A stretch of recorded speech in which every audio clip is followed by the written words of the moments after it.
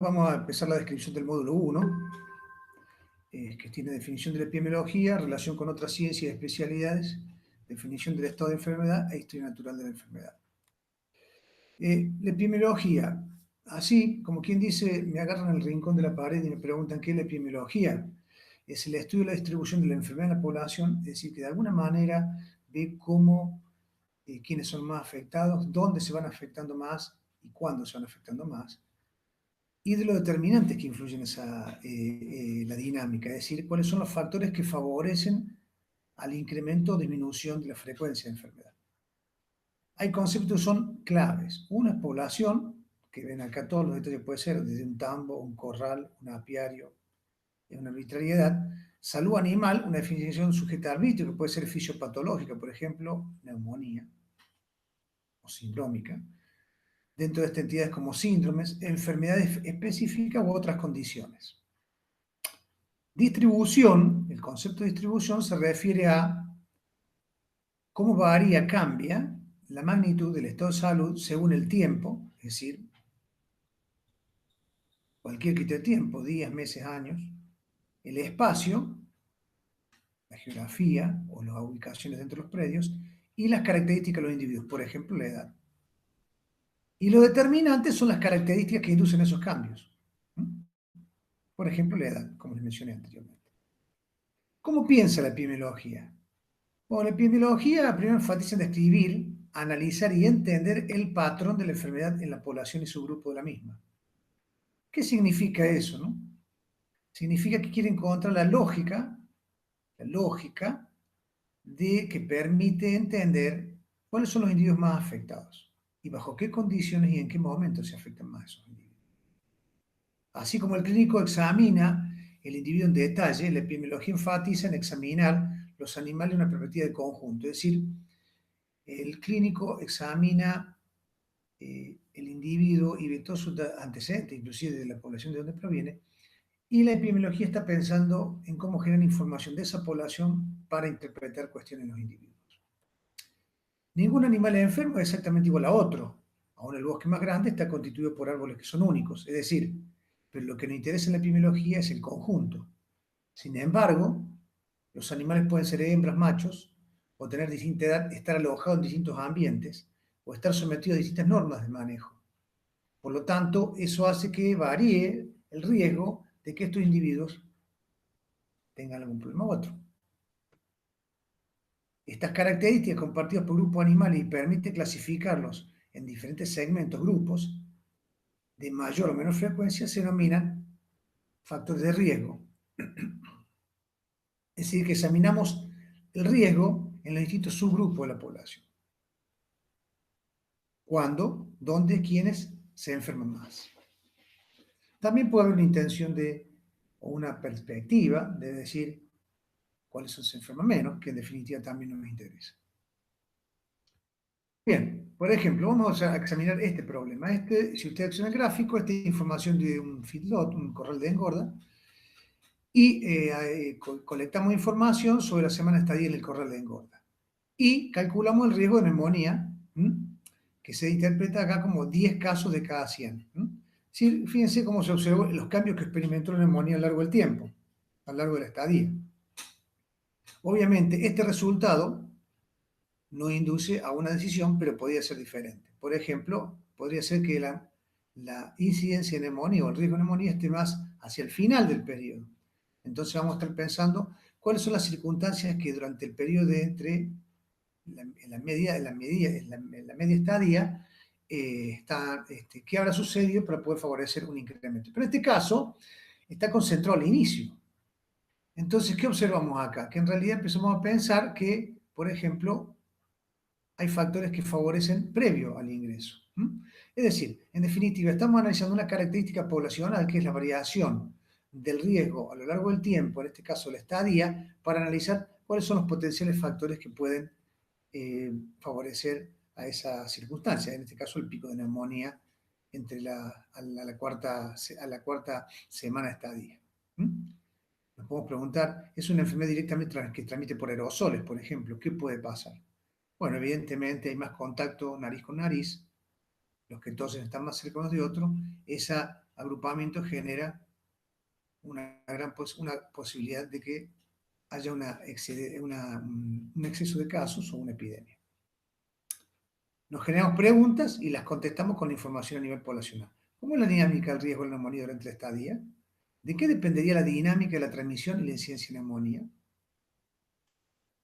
Bien, vimos un poco cuál es el concepto, cómo la epidemiología conceptualiza el problema poblacional, que ve cómo varía la enfermedad de acuerdo a características de los individuos.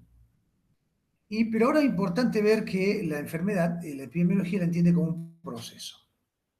La definición de ese proceso es muy parecida a lo que ustedes conocen en patología, ¿no es cierto? Es el conjunto de procesos interactivos que genera el estímulo patológico, es decir, el estímulo, la causa, o en cualquier otro lugar pasando por la respuesta animal al estímulo,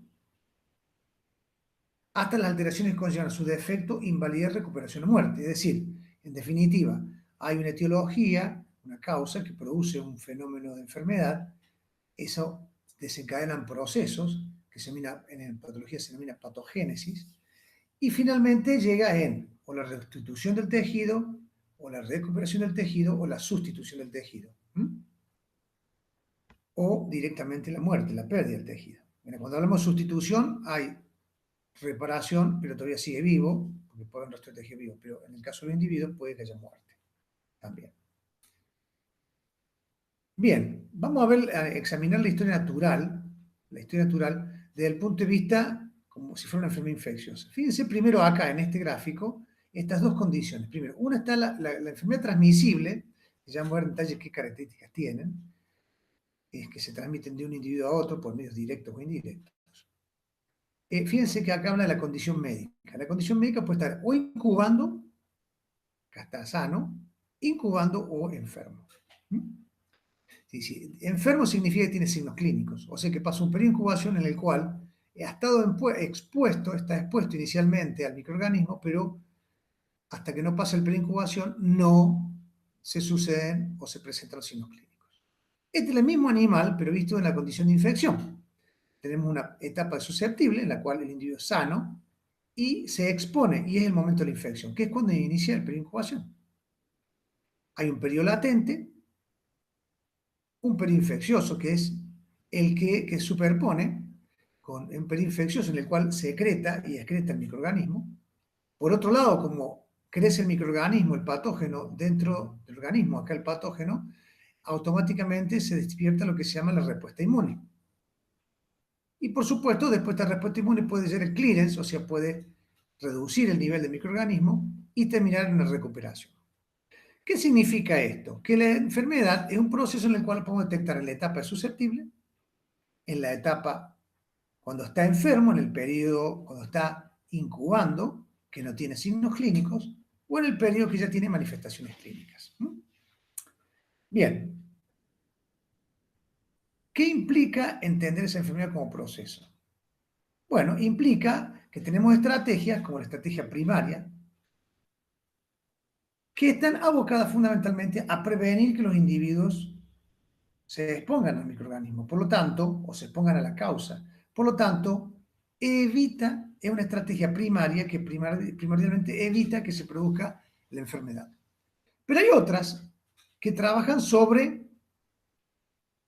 que en este caso son la educación sanitaria, la capacitación, bioseguridad, vacunación, saneamiento, desinfección. Pero después hay otras que trabajan sobre animales enfermos.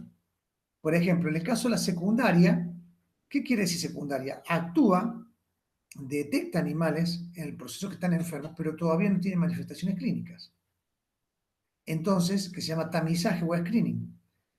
Se detectan y, por supuesto, puede inducir a un tratamiento precoz o a una eliminación temprana de la población. O, por ejemplo, como en el caso de los individuos que le detectan el PCR positivo, implican separarlos en cuarentena, por un lado, y por otro lado, verificar los contactos estrechos, en el caso del COVID.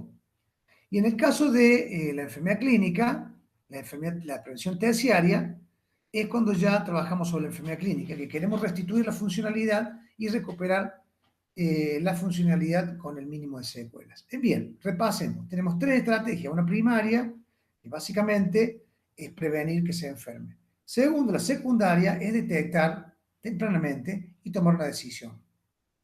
Y por otro lado, la terciaria es que ya tienen el fenómeno clínico y tratamos de tratarlo y, valga la redundancia, y que ese individuo recupere la mayor funcionalidad posible. Bien, entonces, la primaria evita que sucedan casos, la secundaria detecta tempranamente y permite oportunamente realizar una intervención, y la terciaria prolonga la vida útil en términos de que se repara el daño y se recupera la funcionalidad. Acá tienen ejemplos de cada uno, ¿no? Vacunación contra la diarrea neonatal, el distanciamiento social, la detección de portadores o la detección de casos y cuarentena de casos de contacto estrecho en el COVID. Y en el caso de la terciaria, las rueditas para perros parapléjicos o aparatos para caminar de niños curados de poliomielitis. Bien, vimos lo que es la epidemiología, que ve la enfermedad en poblaciones. Por otro lado, vimos que la enfermedad es en proceso, o sea que podemos verla a la enfermedad y tener estrategias para prevenir la enfermedad, para detectarla tempranamente o para tratar de reparar cuando tratando que el daño no sea totalmente irreversible o que dañe totalmente la funcionalidad del individuo. Por otro lado, tenemos una definición, es importante definir qué es la enfermedad. Bueno, la enfermedad, les comentaba, podrían ser sindrómicas, por ejemplo, diarrea, neumonía o aborto. Pueden ser combinaciones, que van a ver que pueden ser, por ejemplo, podemos definir una vaca que tiene mastitis porque secreta leche con recuento celular alto, más de 300.000 células por mililitro, y la que se demostró la presencia de estafilococos. ¿Se dan cuenta? Se toma la muestra de leche, se hace la microbiología, se cuentan las bacterias, se ven las unidades formales de colonia y se cuentan las células somáticas, que es la respuesta inflamatoria. Esa combinación define una mastitis subclínica, es decir, una teta que produce leche fluida aparentemente normal, pero que está con productos inflamatorios. Pero también puede ser un criterio productivo, es decir, individuos que tienen un peso de faena menor al 25%. Bien, la condición de interés estudiada está sujeta a arbitrio y a convenciones incluyendo definiciones zootécnicas y económicas. Bien, definición en base a los signos clínicos, por ejemplo. En este caso tenemos un individuo en el que está en distintos estadios. Para esta transparencia es para que tengan claro que tienen que tener muy, pero muy presente que la definición del signo clínico tiene que ser precisa de modo tal de explorar la diversidad de situaciones que tiene el individuo. Por ejemplo, en este caso, tiene una opacidad de córnea, el ternero, y simplemente no tiene ni lagrimio ni nada. Pero acá empezó a tener la opacidad de córnea, pero además empieza a tener ya casi un poco de más congestión y, por supuesto, empieza a tener secreción. En esta directamente se le agrandó, ya casi tiene la úlcera, y acá prácticamente perdió el ojo. Bueno, es importante definir la frecuencia de qué evento.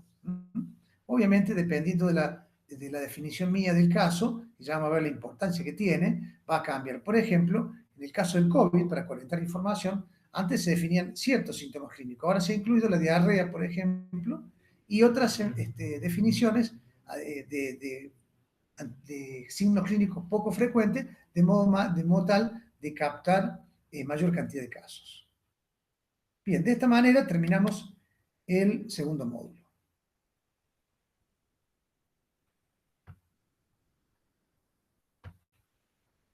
Vamos a cortar la grabación.